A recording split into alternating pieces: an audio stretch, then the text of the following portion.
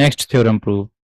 If a prime number is greater than 3, then show that 2p plus k1, 4p plus k1 are not prime simultaneously.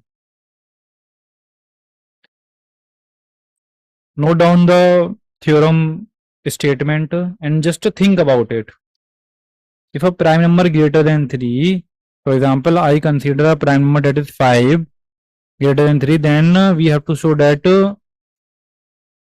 2 times of this is here p, then 2 multiply 5 plus k1 or 4 multiply 5 plus k1 are not prime numbers simultaneously. So 5 to 10 plus k1 11. So here 11 is a prime, but 5 to 20 plus k1 21. 21 is not prime.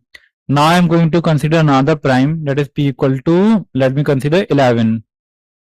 11. Now 2 multiply 5 plus k1 and 4 multiply 5 plus k1. That is 5 to 10 plus k1. Oh sorry, 11. And here also 11. 11 to 22 to 22 plus k1 23. Here 23 is prime. Here 11 is prime. And 11 for the 44 plus k1, that is 45 is not prime.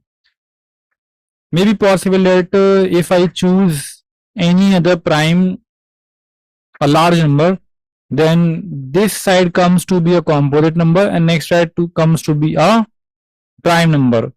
So they can change their side, but simultaneously they cannot be prime. How can we prove this theorem?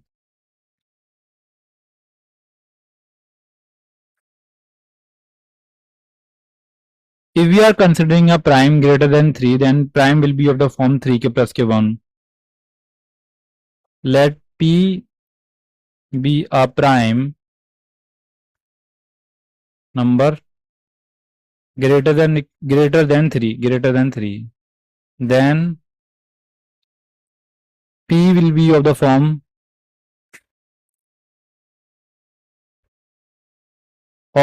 do you know about this form or not? Either 3k plus k1 or 3k minus k1, है ना? Now case first.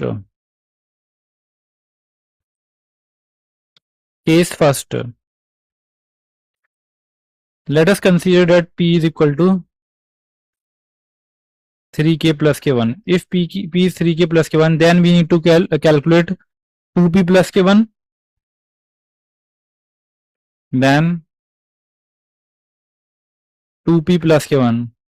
2p plus k1 will be 2 multiply 3k plus k1. Then 6k plus k2 plus k1. So 6k plus k3. So if I take 3 common, then it will be 2k plus k1. It is a composite number. Now simultaneously I have to calculate 4p plus k1. Then 4 multiply p, that is 3k plus k1 plus k1. Then 4 3 is 12k plus k4 plus k1. So 12k plus k5. 12k plus k5. Now if I consider the k value to be for some k belongs to z, मतलब integer value, it means I can consider k to be 0 1 2 3. Let me check that whether it is coming prime or not. Let's check. If k to be like if I am making a graph, k value to be 0 1 2 3 and here 12k plus k5. If I put 0, then it will be 5, that is prime. 12 multiply 1, that is 17. 12 to 24. 24 plus k5, 29. And k value, that is 12 3 36. 36 no? 36 plus k5, that is 7. Here you can see that for any value of k, we are getting a prime list. Here this is composite number and here this is prime. You got this point or not? Now we are going to consider case number 2. Case 2. If p is equal to 4p plus k1, this one. If p is equal to 4 plus k1, then first case, that is 2 plus k1. 2 plus k1 and next one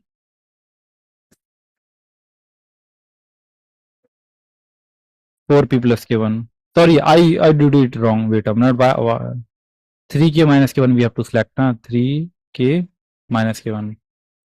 2p plus k1, that is 2 multiply 3k.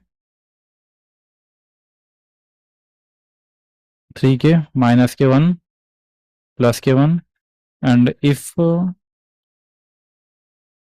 plus k1, that is 4 multiply 3k minus k1 plus k1.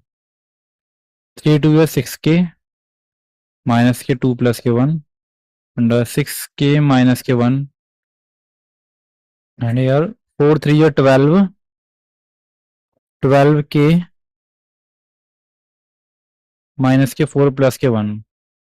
So 12k minus k3. So here I can take common 3k. 3k minus k. Sorry, it is 3 common 4k minus k1. This is a composite number. But here it seems to be a prime.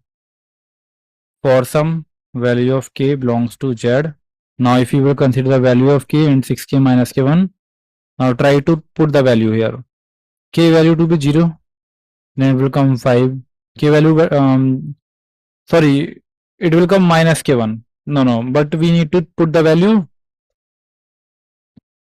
Let's suppose 1. K belongs to z, or we can put the value greater than 1. Because 1 is not coming in the value of integer, na? So k should not to be 0.